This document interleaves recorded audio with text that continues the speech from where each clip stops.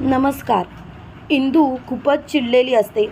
त्याच वेळेला इंदू अधोक्षजला बोलते, अधोक्षज, मी तर अग्निपरीक्षा द्यायला तयार आहे. मग आता हा विषय कशाला काढायला पाहिजे? तेव्हा अधोक्षज बोलतो, इंदू, पण मी तुझ्यासाठी काहीच करू शकत नाही. मला खरंच माहिती आहे की तू यामध्ये मुद्दामून अडकवली गेली आहेस.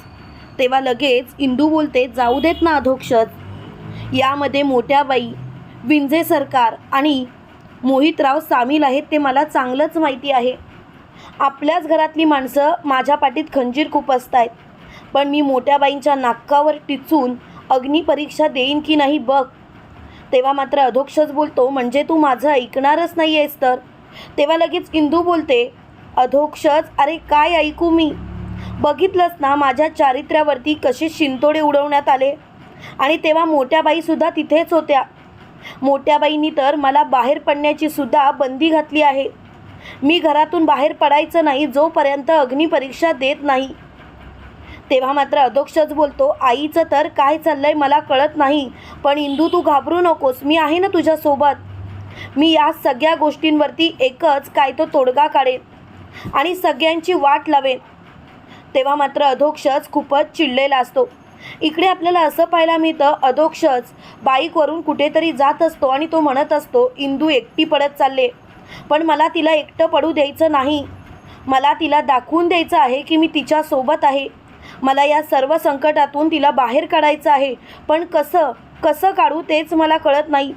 पण मी शांत नाही बसणार. मी तिला या सर्व संकटातून बाहेर काढेनच. आणि तो सरळ गोपाळच्या हॉस्पिटलमध्ये गेलेला असतो.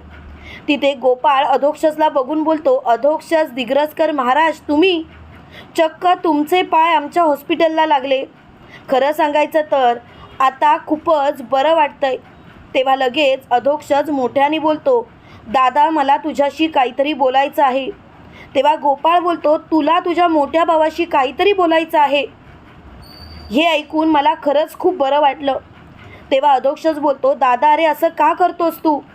दादा, तुला चांगलंच माहिती आहे, काल तुम्ही दोघं जेव्हा येत होतात तेव्हा लगेच गोपाळ बोलतो, काही नाही, गाडीतलं पेट्रोल संपलं होतं म्हणून आम्हाला यायला उशीर झाला. तेव्हा अधोक्षज बोलतो, हेच तुला गावकऱ्यांसमोर बोलायचं आहे. तेव्हा गोपाळ बोलतो, नाही बोलणार. मला हे गावकऱ्यांसमोर बोलायचं नाही, कारण मला त्या मुलीची बदनामी झालेली पाहिजे. तेव्हा मात्र अधोक्षज खूपच चिडलेला असतो. त्याच वेळेला अधोक्षज बोलतो, दादा, अरे असं का करतोस तू? अरे का मुद्दामून इंदूला त्रास देण्याचा प्रयत्न करतोयस? हे सर्व थांबव ना. तू जर का हे सर्व थांबवलंस तर बरं होईल. तेव्हा लगेच गोपाळ बोलतो, नाही, मला त्या मुलीची बदनामी झालेलीच पाहिजे.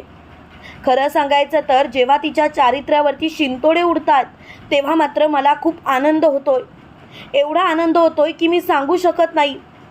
तेव्हा मात्र अधोक्षज खूपच खुश असतो. अधोक्षज म्हणतो, वा दादा वा, आज तर तुझ्या या बोलण्याचा मला खूप आनंद झालाय. एवढा आनंद झालाय की मी सांगू शकत नाही. खरं सांगायचं तर तुझ्यासारख्या निर्लज्ज माणसाला मला धडा शिकवायचाच आहे आणि त्याशिवाय मी गप्प बसणार नाही म्हणजे नाही. तेव्हा मात्र अधोक्षज खूपच चिडतो. अधोक्षज बोलतो, दादा, खरं सांगायचं तर तुझ्यावरती शकुंतला मावशीचे म्हणजे शकुंतला काकूंचे संस्कार आहेत, पण तू मात्र ते संस्कार विसरलास आणि मला याच गोष्टीचा खूप त्रास होतोय. आता मात्र मला या विषयावर काही एक बोलायचं नाही. तू फक्त गावकऱ्यांसमोर येऊन सगळ्यांदेखत सगळं काही सांगायचं आहे आणि जोपर्यंत तू सांगत नाहीस ना तोपर्यंत मी गप्प बसणार नाही. तेव्हा लगेच गोपाळ बोलतो, मला काहीही सांगायचं नाही. तेव्हा मात्र गोपाळ खूपच चिडलेला असतो. त्यावेळेला अधोक्षज गोपाळला बोलतो, गोपाळ चल, आता मात्र मी शेवटचं सांगतोय, दादा चल. पण त्यावेळेला गोपाळ म्हणतो, नाही येणार. मला त्या मुलीची बदनामीच झालेली पाहिजे. तेव्हा मात्र उलट्या हाताची सणसणीत कानाखाली अधोक्षज गोपाळच्या लगावतो आणि गोपाळला म्हणतो, चल बोलतोय ना, अजिबात इथे थांबायची गरज नाही आहे. तेव्हा मात्र अधोक्षज खूपच चिडलेला असतो. त्यावेळेला अधोक्षज मोठ्याने बोलतो, आता सर्वच संपलं. आता या विषयावरती मला वाद घालायचाच नाही. तेव्हा अधोक्षजला खूपच राग आलेला असतो. अधोक्षज खूपच चिडचिड करत असतो तो मोठ्याने ओरडत असतो. तेव्हा लगेच अधोक्षज गोपाला फरफटत गावकऱ्यांसमोर घेऊन येतो. तेव्हा मात्र गावकरी गोपाळची अवस्था बघून चांगलेच गप्प बसलेले असतात. त्यावेळेला व्यंकू महाराज म्हणतात, अधोक्षज अरे काय झालंय? अधोक्षज अरे असं का वागतोस? तेव्हा लगेच अधोक्षज म्हणतो, बघितलं खरं सांगायचं तर काका बघ, अरे गोपाळ दादा एवढा निर्लज्जासारखा वागतोय ना, खरंच कमाल आहे त्याची. मला मान्य आहे इंदूने त्याच्या मनाविरुद्ध जाऊन माझ्याशी लग्न केलं, पण खरं सांगायचं तर इंदू बालपणापासूनची त्याचीच मैत्रीण ना. प्रत्येक वेळेला इंदूच्या मदतीला तो धावत यायचा, पण आता मात्र इंदूच्या चारित्र्यावरती शिंतोडे उडत आहेत, तरीसुद्धा तो काहीच बोलत नाही आहे. आता मात्र त्याची चांगलीच बोलती बंद झाली आहे. तेव्हा मात्र अधोक्षज खूपच चिडलेला असतो. त्यावेळेला व्यंकू महाराज म्हणतात, गोपाळ अरे असं काय करतोस तू? गोपाळ अरे जरा तरी विचार कर तुझ्या वागण्याचा. तेव्हा लगेच गोपाळ म्हणतो, पुरे मला आता या विषयावर वाद घालायचा नाही. हा विषय जर का इथल्या इथे थांबला तर बरं होईल. तेव्हा मात्र अधोक्षज खूपच चिडलेला असतो.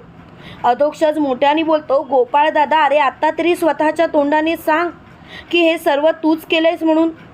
तेव्हा मात्र अधोक्षज खूप चिडलेला असताना शेवटी गोपाळ बोलतो, मी काही केलेलं नाही. तेव्हा इंदू बोलते, गोपाळ अरे बोल ना, की त्या दिवशी गाडी बंद पडली होती म्हणून आपल्याला यायला उशीर झाला, पण तू मात्र गावामध्ये असं काही सांगितलंय ज्यामुळे गावामध्ये लोकांमध्ये माझ्याविषयी वेगवेगळ्या भावना निर्माण झाल्यात, वेगवेगळे प्रश्न उभे राहिलेत. तेव्हा मात्र गोपाळ खूपच चिडलेला असतो. त्यावेळेला गोपाळ बोलतो, हे बघ इंद्रायणी, त्या दिवशी आपण दोघं एकत्र आलो, खरं सांगायचं तर तुझं माझ्यावरती प्रेम होतंच ना. तेव्हा इंदू बोलते, बस झालं गोपाळ, बस झालं, अरे कशाला उगाच असे शिंतोडे उडवतोयस. तेव्हा मात्र अधोक्षज बोलतो, तो तसा नाही ऐकणार. गोपाळ दादा हा खोटेपणा करणं बंद कर, कारण या खोटेपणाचा त्रास व्हायला लागलाय. गोपाळ दादा जरा तरी विचार कर, कारण तुझ्या या अशा वागण्यामुळे काय होतंय माहिती आहे का? तेव्हा मात्र गोपाळ खूपच चिडलेला असतो. गोपाळ मोठ्याने बोलतो, आता सर्व काही संपलं. त्यावेळेला गोपाळ चिडचिड करत असतो आणि त्याच वेळेला अधोक्षज बोलतो, संपलं?